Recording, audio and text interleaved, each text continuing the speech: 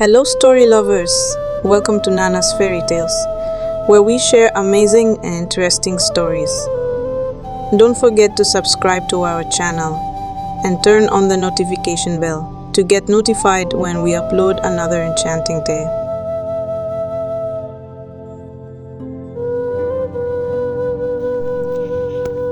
Uche and Obi were 8 years old and 10 years old respectively when their father died. They were left under the care of their blind mother, who went completely blind after years of complaining of constant pains in her eyes. Uche and Obi were left like orphans as their mother couldn't do much to cater for them. All their relatives rejected them. None agreed to take them in and cater for them. They called them a curse, saying that they had brought their parents ill luck. They accused these little children of being the cause of their father's death and their mother's blindness. Their mother panicked. She couldn't come to terms with what life had thrown at them. Her children constantly found her facing a spot and talking to herself. She would do this every single time. When her children interrupt her thoughts and ask her whom she's talking with, she would say, "I'm talking to your father." They would shout at her, "But father is dead." She would hiss and begin to cry. They would hold her and begin to console her. They would cry and begin to say kind words to their mother. They would tell her how much they love her and how they will grow up fast and begin to take care of her. Their mother found solace in them, but she greatly missed her husband. Obi and Uche became the community's hand and leg. They did everything and anything labor just to stay alive and earn a living. Uche goes to the village's renowned chef to help her out in cooking for all the occasions she's employed to cook for. She also helps her out at her local restaurant. She cooks with her, tends her customers, and washes a mountain loads of plates at the end of the day. Oge, Uche's madam, as Uche would always call her, would feed her twice a day and give her a few coins at the end of the day. Uche would just eat one out of her 2 plates of food and take the other one home to her mother. Uche always had passion for making dresses. When her mother still had her sight, she would get pieces of fabrics and make either a skirt or blouse out of it. She always made them for Uche. Uche loved seeing her mother use needle and thread to create those pieces. She would watch her in total admiration and wish that she could be able to make any kind of dress in the future. She would always say to herself, "I'll become the dressmaker of the royal house. I'll fashion dresses that nobody has ever made in this community." She held this dream so dear to herself, but she had a problem. The money and items the renowned dressmaker in the community was charging to train people was way too much. She couldn't afford it, and no one would sponsor her. Plus, she's still a little girl. Some people wouldn't take her as their trainee. Uche and Obi were forced to become adults. They grew overnight. Obi has to weed people's farms and help them plant their seedlings for a token. They will pay him so little because he's just a small boy and nobody will come and fight for them. Obi was, however, grateful that at least he had something at the end of the day that he could use to buy some foodstuff, no matter how little, to eat the day's bread. These 2 kids were literally surviving and taking their mother along. They went through tooth and nail every given day. They were living happily, regardless. Uche thought to herself one day, what if she goes to the village dressmaker to become her errand girl? She would be getting an idea of dressmaking. But what if she doesn't accept to be paying her? How would she be bringing food to her mother? She decided to try anyway. She went to Amaka, the village dressmaker, and pleaded with her to make her errand girl, that she would accept any amount that she would be paid. Amaka looked at her and said, "What can a little girl like you do? Can your little hands even hold a pair of scissors? What kind of errand do you think you can run for me?" Uche replied, I can do anything for you, ma. I can be adorning the dresses you've made. I can be making embroidery on them or adding beads to your dresses to bring out their beauty." This marveled Amaka. She wondered how a little girl like Uche could be so creative and smart. It marveled her. She hasn't really been making dresses with patterns and beads. She doesn't even know about it, but Uche watches her mother drawing those patterns with thread on the dresses she made for her. Amaka gave Uche a needle and a thread, gave her a fabric and asked her to make an embroidery on it. Uche took the dress from her, took a charcoal, made drawings of different flowers on the fabric and started making the pattern with the needle and thread of different colors. Amaka couldn't help but marvel. She watched this little girl in awe and amusement. She asked her how much it would be paying her to be working on her dresses for her. Uche said, "Ma, just be paying me as much as you can so that I'll be able to buy good food for my mother." Amaka accepted her and she became her apprentice. Uche would imagine all sorts of beautiful designs and embroider them on the dresses Amaka would give her. People began to love Amaka's dresses even more and her customer base grew. People began to come to her in their numbers to make dresses for them because of the beautiful patterns Uche makes on them. Amaka couldn't be happier. Uche was saving very little money out of the token Amaka pays her so that she could buy her own machine for sewing so that her sewing would be faster.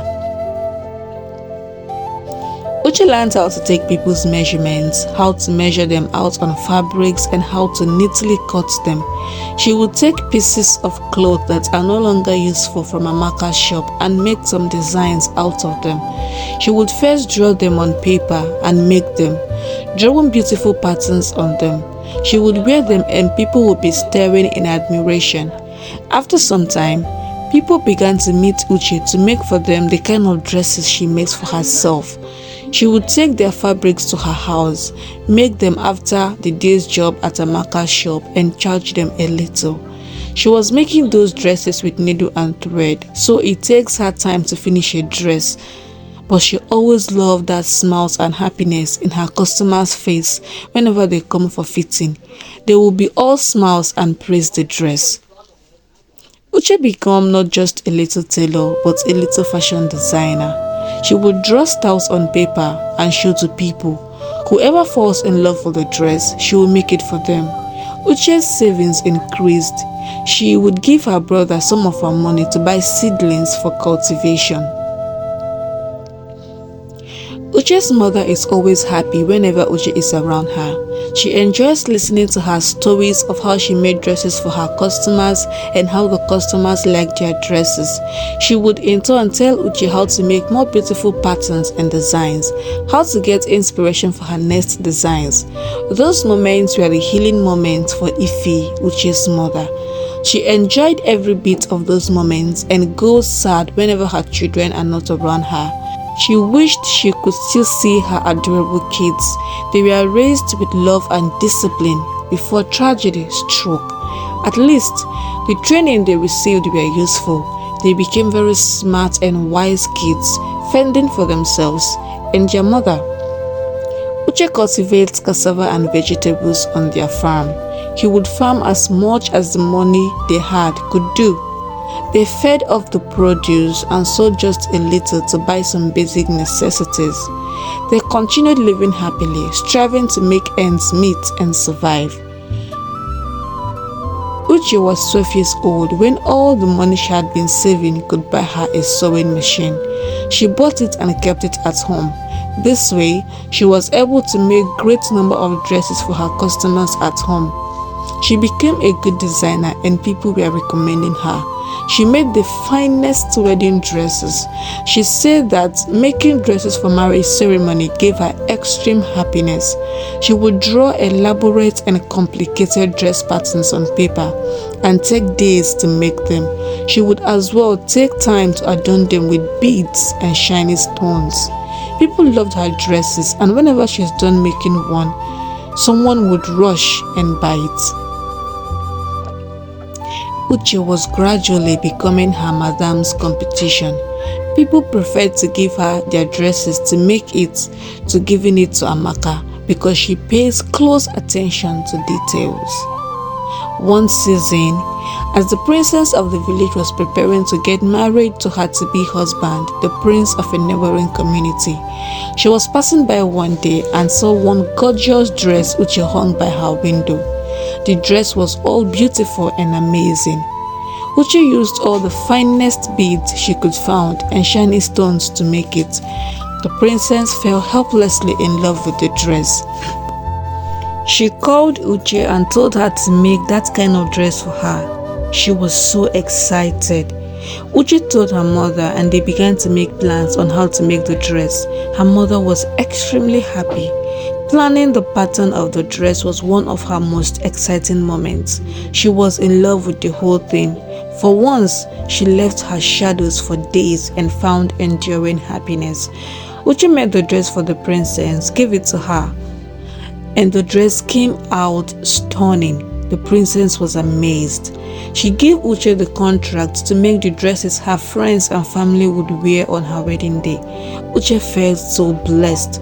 She made all the dresses with love and they were extremely beautiful. The whole village was adoring the dresses Uche made for the princess and her family, and we are commending the maker. After the princess's marriage ceremony, Uche was brought into the royal house as their personal designer. She made dresses for them and they paid her handsomely. Uche had enough money to be supporting her brother to scale up his farming. They farmed in large numbers, this time employing laborers. They cultivated a lot and we are patiently waiting for harvest. Uche became a specialist in making royal attire. She sold for kings. Both their village royal house and that of the neighboring communities became her clients.